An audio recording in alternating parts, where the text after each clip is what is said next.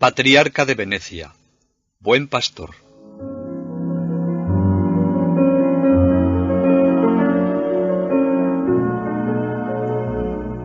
El ya cardenal regresó a Mantua dispuesto a recoger sus cosas y dirigirse a su nuevo destino, ya que Venecia llevaba tiempo sin patriarca, y convenía hacerse cargo cuanto antes. Pero graves dificultades impidieron su marcha con la rapidez que él deseaba. A su llegada a Mantua el 23 de junio, fue recibido con una brillantez inusitada.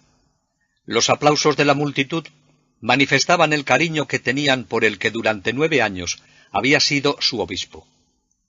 Mantua, diócesis que parecía difícil, se había entregado a aquel pastor bueno, que tenía un corazón en el que todos los mantuanos estaban presentes. El cortejo le acompañó hasta la catedral, donde se cantó un solemne Te Deum, saliendo luego al balcón del palacio para bendecir al pueblo. El día 24 fue cumplimentado el cardenal por las autoridades civiles de Mantua. El 29 celebró un pontifical con emoción contenida. En su homilía agradeció a los mantuanos tanto cariño y prometió jamás olvidarlos. Durante los meses siguientes visitó las iglesias y santuarios de las comarcas vecinas. En cada lugar donde llegaba le esperaban manifestaciones de devoción, y en cada confesonario, donde a todos acogía como buen pastor, le esperaban docenas de personas.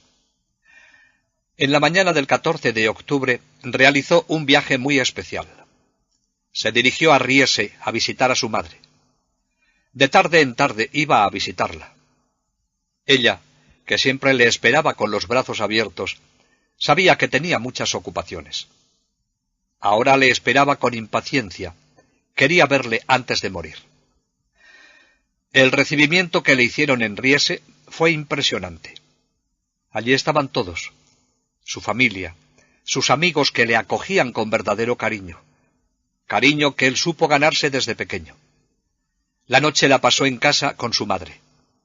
Al día siguiente celebró la Santa Misa en la parroquia. Al terminar, saludó uno a sus compañeros de travesuras. La gente de Riese no cabía de satisfacción. Al día siguiente quiso celebrar la misa en el santuario de Cendrole, y aún tuvo tiempo para confirmar a numerosos niños. Y se despidió de su madre. La dejaba con pena. No duró mucho más. El 2 de febrero de 1894 se apagó sin ruido. En un recordatorio sencillo, el cardenal de Venecia escribió de su madre: «Ha coronado con la muerte una vida de trabajo y sacrificio». La vida de su madre la llevaba José Sarto bien escrita en su corazón. En la lápida del cementerio de Riese dejó escrita esta frase: «En el turno de dolores y gozos se mantuvo resignada y ecuánime».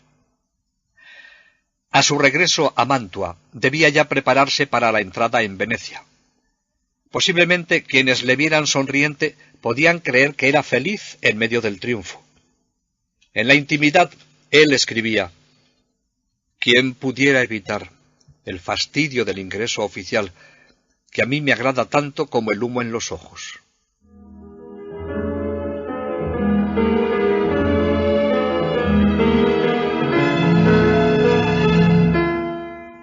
La diócesis de Treviso se tomó como honor propio la entrada del cardenal en Venecia. José Sarto, nacido en la Marca, les pertenecía. Ellos dejarían al patriarca en su nueva sede. Quisieron que la comitiva partiera de Treviso, escoltada de afecto y devoción. 3 días detuvieron al cardenal en solemnes festejos.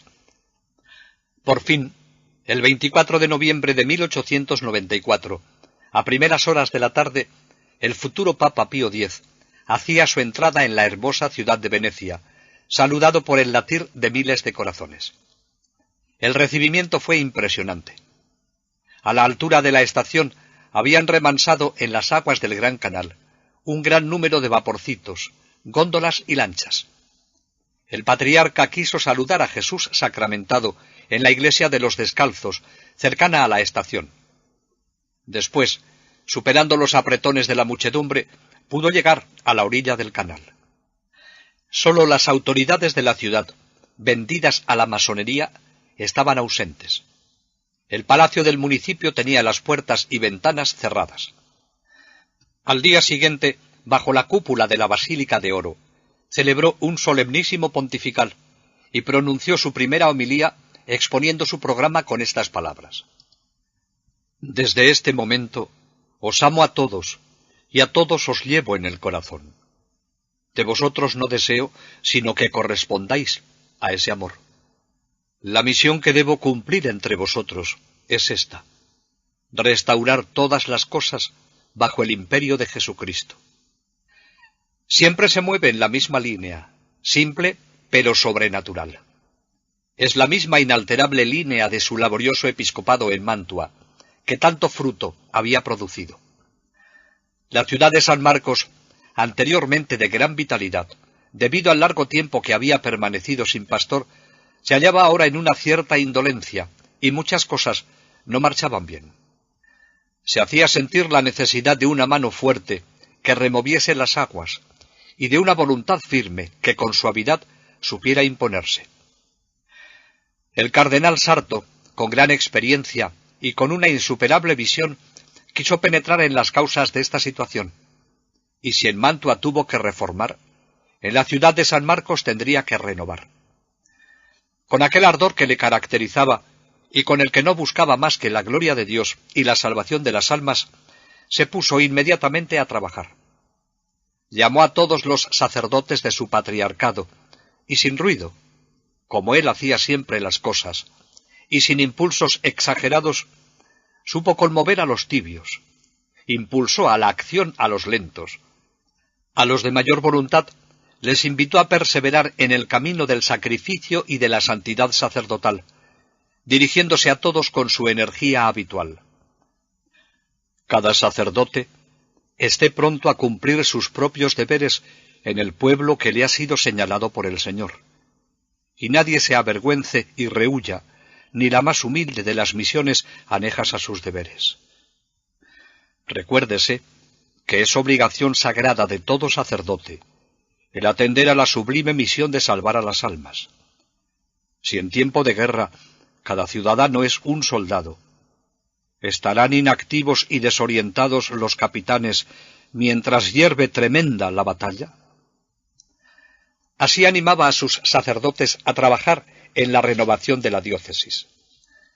Tenía muy presente al pueblo, pues conocía por larga experiencia los incalculables daños que acarrea a las almas la ignorancia de los principios fundamentales de la fe cristiana. Por eso, como siempre, puso especial cuidado en la enseñanza de la doctrina cristiana.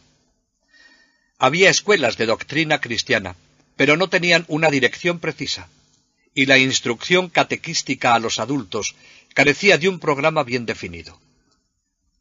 Es verdad que había mucha predicación, pero era demasiado académica. Llegaba a las mentes, pero no a los corazones. No habían transcurrido 2 meses de su llegada, cuando el 17 de enero de 1895, el patriarca dirigió a su clero una carta sobre este tema. En ella les recordaba que la crisis de los desórdenes morales en que el pueblo se debatía era debido a la ignorancia de las verdades de la fe. Estas eran sus palabras, con las que deseaba ir al fondo del problema. No resuena lamento más fundado, ni más universal en nuestros días, que el que deplora la ignorancia de las cosas necesarias para la eterna salvación. Hace sangrar el corazón ver a muchos que viven como a la buena de Dios, en orden a la religión. Y de esta ignorancia de las verdades religiosas nacen todos los males que deploramos, a los cuales sigue el desprecio de la religión, descuidada porque es desconocida, y la pérdida de la fe. Estas palabras podrían ser dirigidas a nuestra situación actual, y el Papa Benedicto XVI, sabiendo la importancia que tiene el conocimiento de la doctrina de la fe, no deja de insistir en la importancia de la formación. Pío X continúa diciendo a sus sacerdotes: se predica demasiado y se instruye demasiado poco. Déjense de lado los discursos floridos que no bajan de las alturas aéreas del púlpito. más cercanos a los tubos de los órganos que al corazón de los fieles. Predíquese al pueblo piadosa y sencillamente las verdades de la fe, los preceptos de la Iglesia, las enseñanzas del Evangelio, las virtudes y los vicios.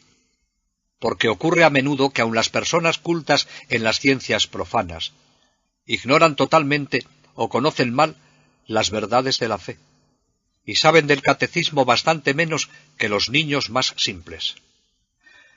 Piénsese antes en el bien de las almas que en el efecto que se quiere causar. El pueblo está sediento de verdad.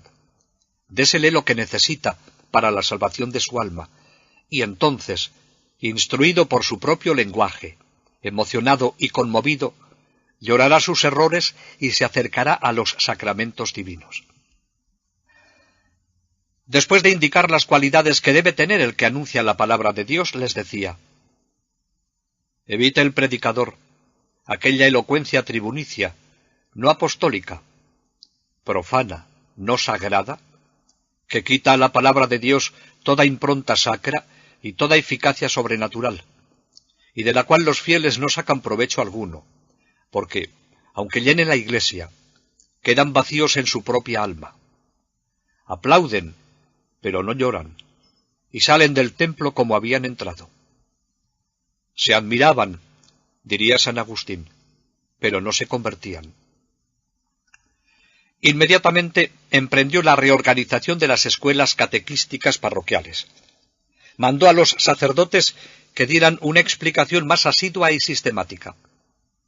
Promovió con todas sus fuerzas la formación de los mejores catequistas, y con todos los medios posibles animó y sostuvo la enseñanza de la doctrina cristiana, no sólo en los patronatos parroquiales, sino también en las escuelas municipales de la ciudad. Y para demostrar la importancia que daba al catecismo, los domingos, igual que había hecho en Mantua, se presentaba de improviso en una u otra iglesia para observar de qué manera se explicaba la doctrina cristiana. No sólo aconsejaba, sino que para ofrecer a los sacerdotes un método de predicación con el sello de la simplicidad de las parábolas del Evangelio, él mismo les daba ejemplo.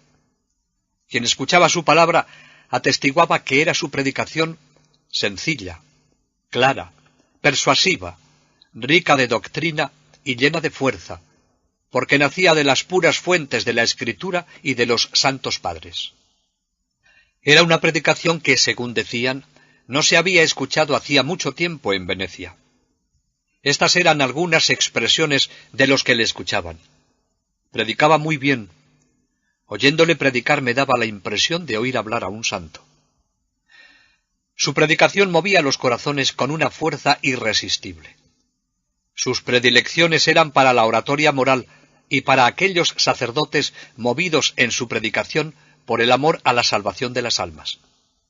A los predicadores de Adviento, y más aún a los de Cuaresma, les recomendaba que insistieran cálidamente, de manera accesible a todos, en la importancia de la vida cristiana. En los predicadores exigía espíritu de piedad, de caridad, ciencia y seria preparación. Quería que se predicase el Evangelio convertido en vida de cada día, despojada de toda vestidura retórica, para que la voz del orador no fuese la campana que suena o el címbalo que retiñe, denunciados por el apóstol de las gentes. San Pablo dice: si se diera el caso de que hablara en lenguas, las de los hombres e incluso las de los ángeles, pero no tuviera amor de caridad, me habría convertido en bronce que resuena o címbalo que retumba. Los sacerdotes de Venecia comprendieron muy pronto el pensamiento y la intención de su patriarca, y se apresuraron a predicar el Evangelio y enseñar el catecismo a los niños y la doctrina cristiana a los mayores, con la sencillez de la antigua catequesis, y con un celo tan grande que sus consecuencias se pudieron apreciar inmediatamente con el renacimiento de la fe y de las costumbres verdaderamente cristianas.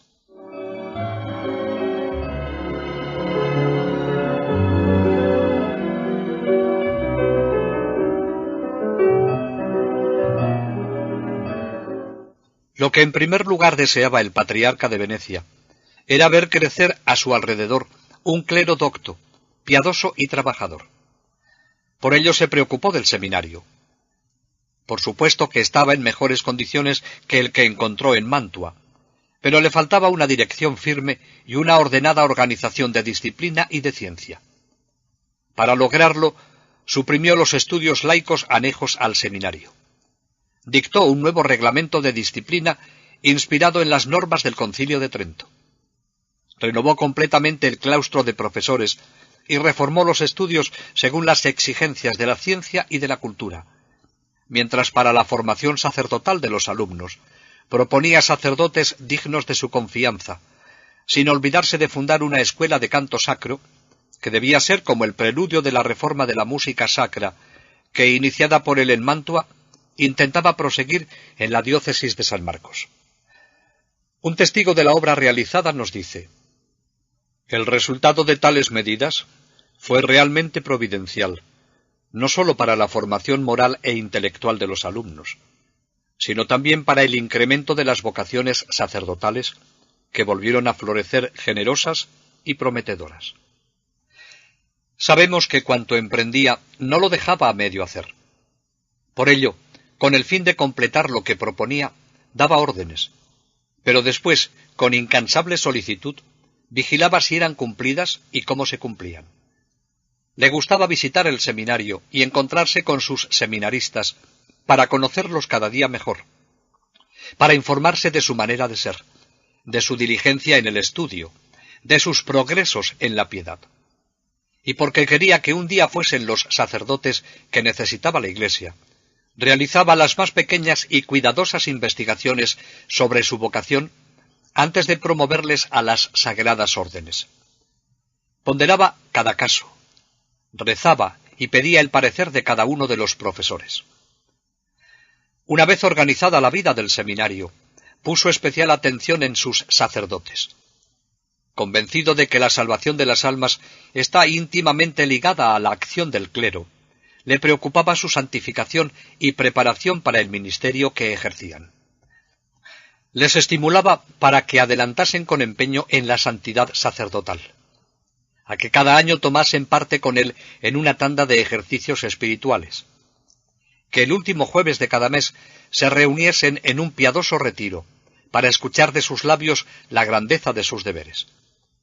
Para que se mantuvieran atentos en la vida de piedad, quería que se reunieran de vez en cuando con él en una hora de adoración al Santísimo Sacramento. Les pedía que asistiesen en su mismo palacio a los cursos de conferencias de teología, de exégesis bíblica, de historia eclesiástica, de arqueología y de ciencias económico-sociales que él había instituido. Quería que estuviesen al corriente de los progresos de la ciencia moderna, para que así pudieran rebatir con eficacia los errores de una ciencia incrédula que se iba propagando sutilmente hasta en las más humildes clases sociales. Les exigía rectitud de intención en su actividad, pureza de vida y obediencia pronta y sincera. Cuando encontraba resistencias a la obediencia, con una mirada expresaba su voluntad para que no hubiese réplica, pero prefería mejor alcanzar su propósito con la sonrisa de su gran bondad, porque más que juez, quería ser padre. Su gran corazón se puso de manifiesto en todo cuanto hizo por sus sacerdotes. Era el patriarca que hablaba con la dulzura de una mirada, con el latir de su corazón. Era el obispo que sabía compadecerse de las debilidades humanas, siempre dispuesto a infundir en las almas luz, fuerza y consuelo. Era el santo que ejercía sobre cuantos le rodeaban el atractivo irresistible de su alma llena de Dios, porque vivía de aquella misteriosa paternidad que en él nunca, por más que cambiaran los tiempos y las circunstancias, se había de debilitar ni oscurecer. No era de extrañar que todos los sacerdotes de la diócesis de Venecia le amasen y secundasen sus planes con entusiasmo. Estaban convencidos de la sobrenaturalidad de sus apreciaciones y de que en sus decisiones estaba guiado por una luz divina. Lo amaban, y lo amaban más porque aparecía a sus ojos como ejemplo vivo de trabajo, abnegación y sacrificio. En su humildad Se consideraba el último de los sacerdotes, pero el primero en las fatigas de cada día. De mañana se acercaba a alguna de las iglesias y se ponía en el confesonario, del cual muchas veces no salía hasta que era ya de noche. Su celo apostólico le hacía multiplicarse. Atendía a la conversión de los disidentes. Predicaba tandas de ejercicios espirituales. Daba conferencias a hombres y a mujeres piadosas. Instrucciones a los jóvenes y a los niños. Y con frecuencia entraba a las casas de los pobres para consolar a los que sufrían y confirmar a los niños enfermos. Por donde él pasaba, dejaba la huella de su inagotable caridad. Atento a cualquier necesidad, acudía al lecho de los agonizantes para disponerles al supremo tránsito. Y nada podía detener ni debilitar su ardor apostólico. Son muchos los casos que se podían enumerar, pero basta con detenernos en algunos que nos dan idea de cómo ante la salvación de las almas nada podía detenerle. Un masón, que hacía poco había vuelto a Dios, estaba agonizando. Con insistencia pedía a sus familiares que le llevasen un sacerdote, pero ellos se oponían a que ninguno entrase en su casa ni en su habitación. Enterado el patriarca del deseo del enfermo y de la oposición de sus familiares, con toda decisión se dirige a la capilla. Toma el Santísimo Sacramento y se encamina hacia la casa. Lo reciben tratando de poner disculpas y protestando de la intromisión del patriarca, que no les escucha y entra decidido en la habitación del enfermo y le administra los sacramentos. Cuando salió de la habitación, tenía los ojos luminosos y con su afable sonrisa saludó a todos y regresó al palacio después de haber cumplido con una seria obligación de todo buen pastor. En el Hospital Militar Marítimo, después de una tanda de ejercicios espirituales dirigida por el capellán con ocasión de la Pascua, más de 30 personas habían rehusado acercarse a los sacramentos. Enterado el patriarca, unos días después se presentó él mismo en el hospital. Celebró la Santa Misa y pronunció ante todos los enfermos uno de sus discursos, con los que sabía llegar a los corazones y disponerlos para encontrarse con Cristo. Las 30 personas no sólo se confesaron con él, sino que quisieron recibir de sus manos la comunión.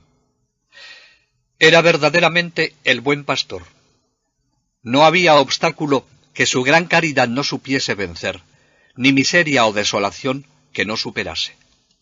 Conocían bien su ardiente caridad los hospitales, el manicomio de San Sérvolo, los asilos de mendigos e incluso las cárceles, que le acogían como un ángel consolador que sabía proporcionarles la calma, la resignación cristiana y la paz de las conciencias. En septiembre de 1900 estuvo durante 3 días seguidos en la cárcel de Giudecca, y sin dar la menor señal de cansancio, escuchó la confesión y otorgó el perdón en nombre de Jesucristo a todos aquellos reclusos. El último día celebró la misa y distribuyó la comunión. Administró a algunos el sacramento de la confirmación y con sus palabras llegó al corazón de todos. Un recluso conmovido le presentó el siguiente afectuoso y conmovedor soneto. Di, buen pastor, ¿quién te trae hasta estos muros tétricos y dolientes, donde están presos el ladrón y el homicida, y otras gentes despreciables para el mundo? Donde todo dolor tiene su asiento, donde hay tantas espinas sin rosas, donde los dolores, los lamentos y otros gritos te laceran ocultamente el corazón. No el ganarte el galardón que te brinde el mundo vano, no. Un genio piadoso te trae a consolar a tantos desdichados, hundidos en el dolor, como yo. Oh verdadero campeón de la caridad, oh eminente apóstol de Dios. Magnífica descripción de la inmensa caridad de este buen pastor, que no miraba las condiciones sociales de las personas, sino sus necesidades humanas y espirituales, y acudía con presteza a salvar o impulsar a las ovejas que el buen pastor, Cristo Jesús, le había encomendado, y a quien él quería imitar.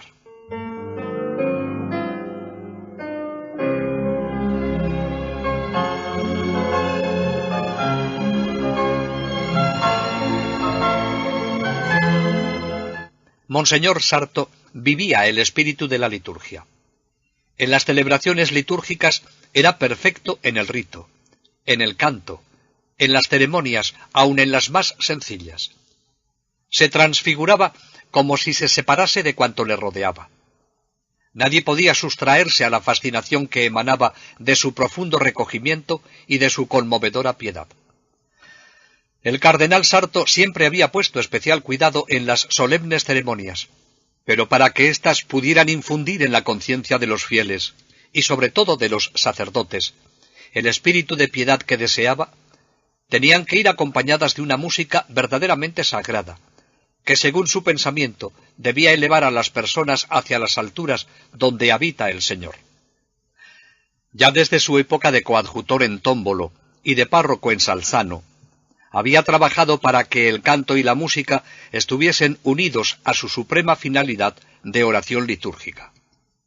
Sabemos cómo en Mantua eliminó de las iglesias las ruidosas interpretaciones musicales que no respondían al espíritu de la liturgia. Ahora en Venecia deseaba vivamente que la música en las iglesias del patriarcado volviese a ser expresión viva de fe y oración cantada por el pueblo. Para ello trabajó con todo entusiasmo para devolver a su antiguo lugar de honor la música sacra.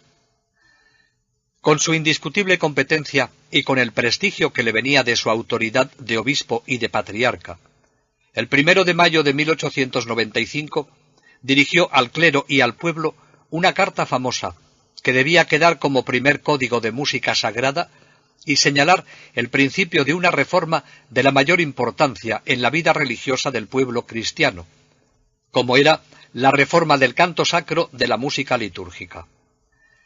Recogemos algunos textos en los que pone de relieve cuál es la finalidad y el espíritu de la liturgia.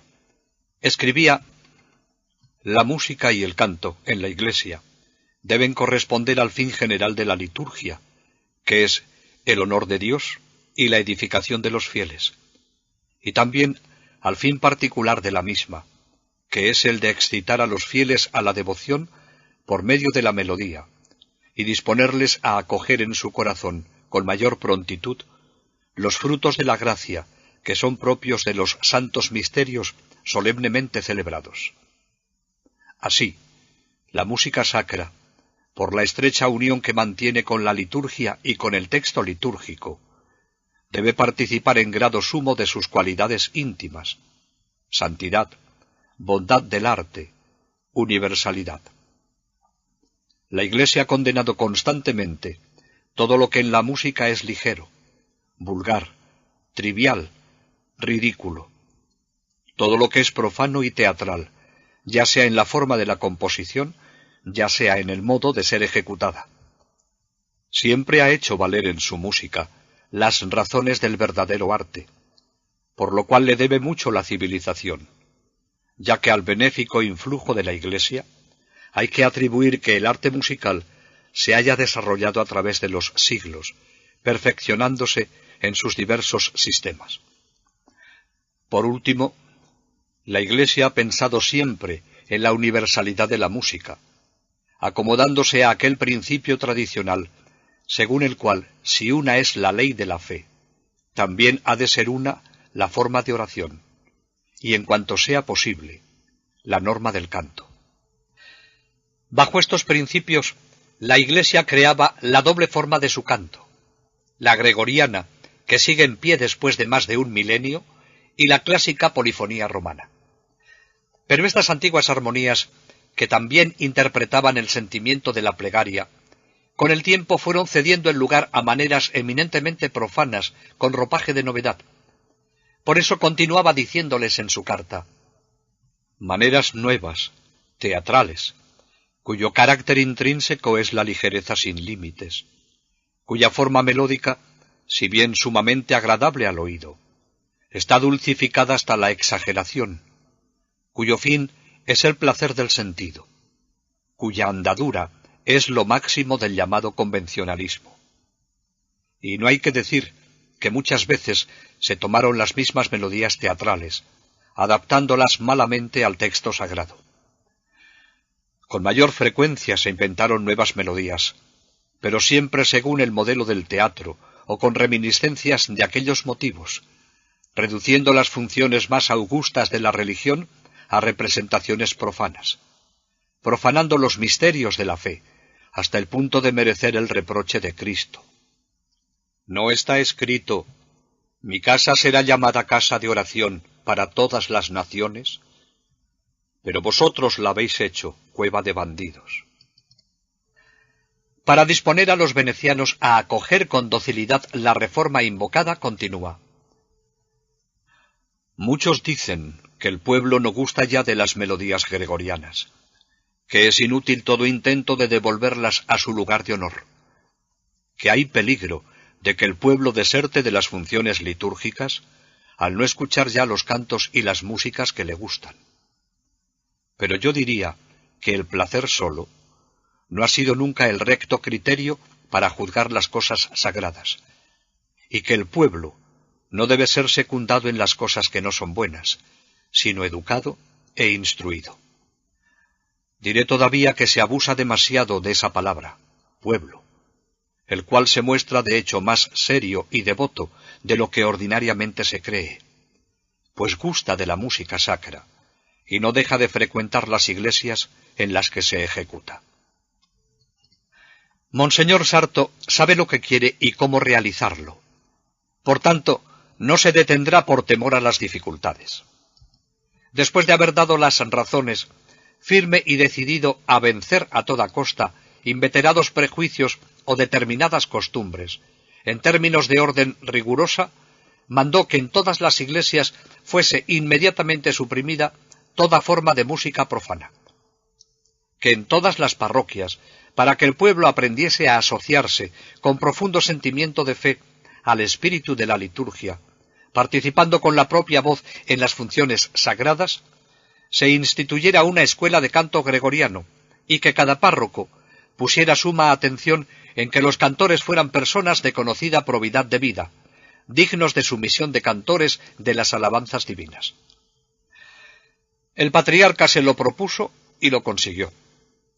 Poco tiempo después, las sagradas melodías de la Iglesia, en todas las iglesias del patriarcado, fueron melodías del recogimiento, de la oración y de la piedad.